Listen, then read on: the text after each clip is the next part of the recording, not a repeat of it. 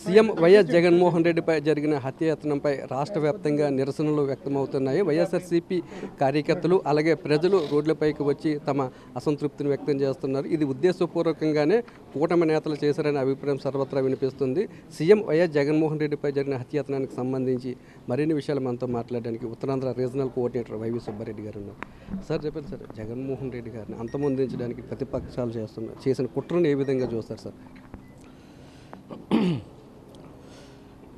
డైరెక్ట్గా ఏ ఎలక్షన్లోనైనా జగన్మోహన్ రెడ్డి గారిని ఎదుర్కొనే దమ్ము ధైర్యం లేక ఈ ప్రతిపక్ష పార్టీలో 2018లో కూడా ఇట్లాంటి కుట్రే చేశారు. అయినా ప్రజలు ఏం చేశారు? దేవుడు ప్రజల ఆశీస్సులు ఉన్నంతకాలం ఇట్లాంటి కుట్రలు ఎన్ని చేసినా కూడా భగవంతుడు జగన్మోహన్ రెడ్డి గారిని కాపాడుతారు. ప్రజల ఆశీస్సులు జగన్మోహన్ రెడ్డి గారికి దీవెనలుగా మారి రక్షింపబడతాయి. లేకపోతే ప్రతిపక్ష నాయకుడు, ప్రధాన ప్రతిపక్ష నాయకుడు ఏ స్థాయిలో పబ్లిక్ మీటింగ్లో మాట్లాడుతున్నా అండి? గత 10 రోజుల నుంచి మీరు చూడండి, అసలు వాటి ఉద్దేశాలు ఏంది? ఆయనే చెప్తున్నాడు, రాళ్ళేసి కొట్టండి, పొడి చేయండి, దించేయండి, బచ్చా 40 సంవత్సరాల ఎక్స్పీరియన్స్ అని ఆయన. నా ఎక్స్పీరియన్స్ అంత లేదని. ఎక్స్పీరియన్స్ అంత ఉందా లేదా? దేశంలో ఏ ముఖ్యమంత్రి చేయలే. 40 ఏళ్ల ఇండస్ట్రీ ఉన్న నీలాంటి ముఖ్యమంత్రులు ఈ దేశంలో చాలామంది ఉన్నారు, వాళ్ళు కూడా చేయలే. అన్ని సంస్కరణలు తీసుకొచ్చాడు పాలనలో, అన్ని సంక్షేమ పథకాలు అమలు చేశారు. కాబట్టే ఈ ప్రతిపక్ష పార్టీలన్నీ ఏకమై వస్తున్నాయి. అయినా సరే ప్రజాస్పందన, మరీ ముఖ్యంగా సిద్ధం మహాసభల తర్వాత, బస్సు యాత్ర తర్వాత ప్రజాస్పందన చూసి కుట్రపూరితంగా ఆయన ప్రాణాలకు ముప్పు తీసుకొచ్చే విధంగా నిన్న విజయవాడ నగరంలో జరిగిన దాడి దాన్ని వల్లే తేటతెల్లం అవుతుంది. ఎందుకంటే ప్రజల దీవెనలతో, ప్రజల ఆశీస్సులతో విజయవంతంగా నడుస్తున్న బస్సు యాత్రకి ఆ స్పందన చూసి ఓర్వలేక ధైర్యంగా ఈయన్ని ఎదుర్కోలేము, ఏదో ఒక విధంగా అంతమొందించాలి, ఆయనకి ప్రాణాలకి ముప్పు తీసుకొచ్చే కార్యక్రమం చేయాలని కుట్రపూరిత ఆలోచనతో చేసిన పని ఇది. తప్పకుండా, ఎందుకంటే అది కేవలం 1 ఇంచ్ గ్యాప్లో ఉన్న కంటికి తగిలి ఉంటే కంటితో పోయేదో, తర్వాత ఇక ప్రాణానికి కూడా ముప్పు వచ్చే పరిస్థితి ఉండేదో తెలియదు కదా. ఎందుకంటే ఆ వస్తువు ఏందనేది ఇంతవరకు కూడా ఐడెంటిఫై చేయట్లా. ఏమన్నా ఇప్పటికేమన్నా తెలిసిందేమో నాకు తెలియదు. తెలియదు, అదే కనుక రాయి అని అందరూ అంటున్నారు. బట్ అది రాయా, ఏదన్నా వినప వస్తువా, ఇంకేదన్నా మెటీరియలా? బట్ ఒకటైతే అందరూ చెప్తున్నారు, ముఖ్యమంత్రి గారికి తగిలినాక మళ్ళా పోయి ఆయన పక్కనున్న వ్యక్తికి తగిలింది అంటే అది చేతులతో వేసింది కాదు, ఏదో గన్ లాంటిదో సమ్ ఇన్స్ట్రుమెంట్తో ఏదోనో ప్రయోగించింది. అంత ఇదిగా తగలాలి, అంత ఇదిగా గురిగా కూడా పాయింట్ ఆఫ్ ఇది రావాలి అంటే సో అది ఎంత ప్రమాదకరమైన వస్తువు ఏందనేది కూడా నిగ్గు తేల్చాల్సిన అవసరం ఉంది. తప్పకుండా ఇవన్నీ ప్రజలు గమనిస్తుంటారు. ఇందాక చెప్పా కదా, ఇన్ని కుట్రలు పన్నా 2019 కూడా పన్నారు ఆయన అంతం అందించాలని.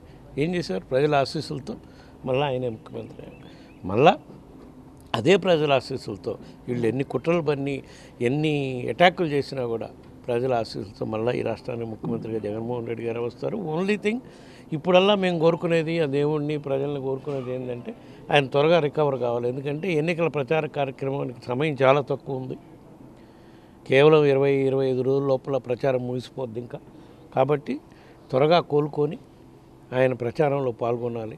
లేకపోతే ఎన్నికల్లో నిలబడ్డ అభ్యర్థులు కొంచెం మనోధైర్యం సన్నబడుతుంది. కాబట్టి ఆ పరిస్థితి రాకుండా తప్పకుండా త్వరగా కోలుకుంటారు.